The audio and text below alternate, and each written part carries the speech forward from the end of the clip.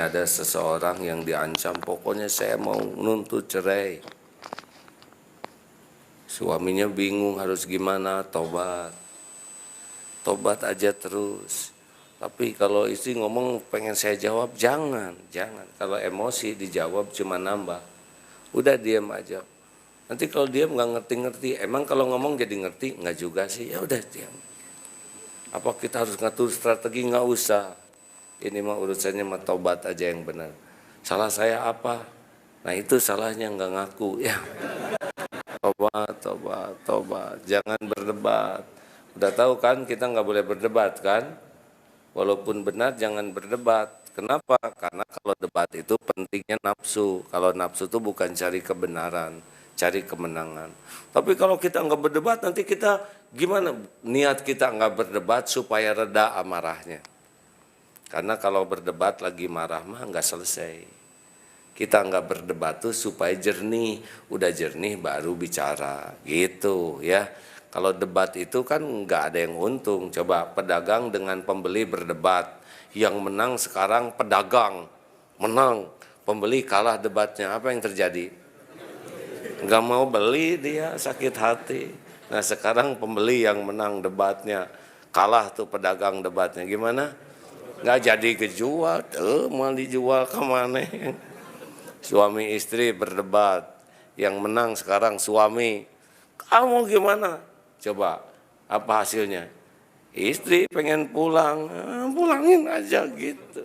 Sekarang istri yang menang debat, suami kalah, nggak pulang-pulang. Makanya udahlah, pengalaman saya sih nggak mau debat.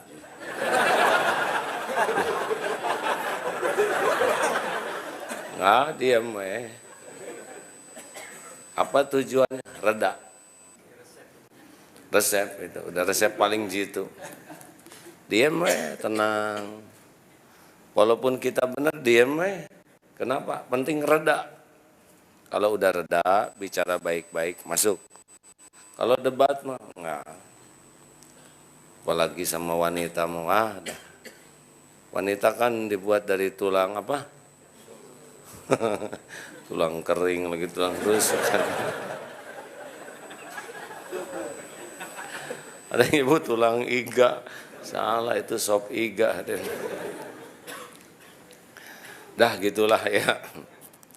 Makanya sing yakin Allah yang membulak-balik hati. Mau ngancam apa aja, Allah yang menentukan. Apa yang membuat rumah tangga jadi berat? Yang membuat rumah tangga jadi berat itu saling menuhankan.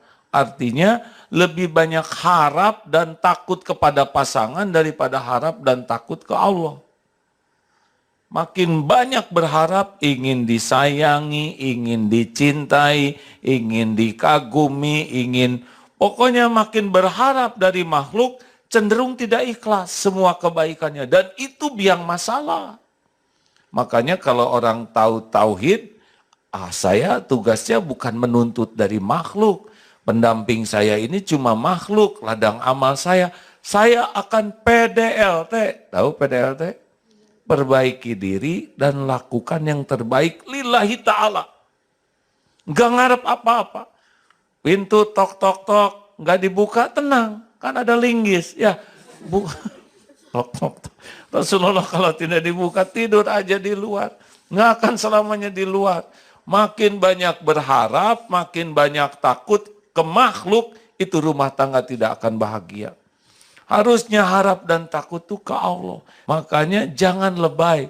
Patuh ke Allah, jadi lelaki soleh, jadi wanita soleh, dan pasangannya ini ladang amal. Jangan sampai menuhankan. Ya. Dan yang kedua, jangan munafik. Just the way you are. Tuh, sekalinya bahasa Inggris, saudara gitu ya. Artinya apa sih? Ini larang parkir. Nah, jangan suka menyembunyikan dan dengan kebohongan. Ya, kita lakukan jujur. Jujur itu pasti Allah suka kalau jujurnya ikhlas. Saya sudah jujur malah dimarahin. Gak apa-apa. Ada waktunya Allah ngebulak balik hati.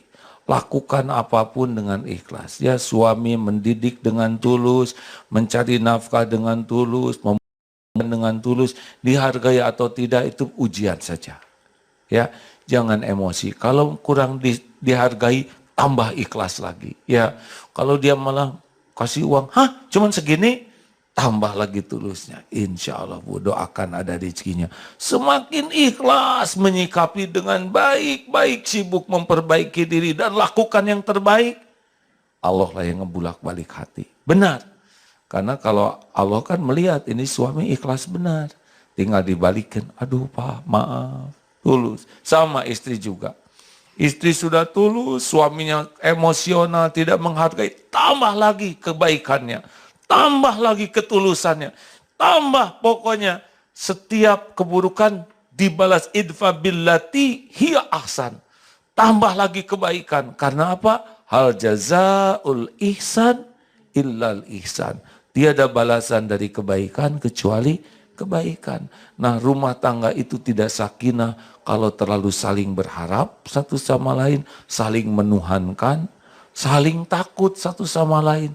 Allahnya enggak dianggap. Nah, inilah sumber rumah tangga tidak sakinah. Karena sakinah itu hanya datang dari Allah.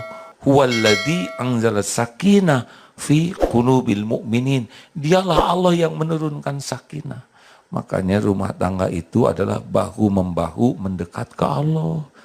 Rumah tangga itu bahu-membahu supaya semakin banyak manfaatnya. Perkara rizki, karir, sakinah, anak, itu urusan Allah. Nanti Allah berikan sakinah, Allah datangkan rizki yang barokah, Allah titipkan keturunan yang soleh, solehah, mudah. Karena Allah melihat bagaimana suami istri ini makin dekat dengan Allah. Baik karena kelebihannya yang disyukuri, fakana khairullah, kekurangannya yang disabari dan dibantu diperbaiki.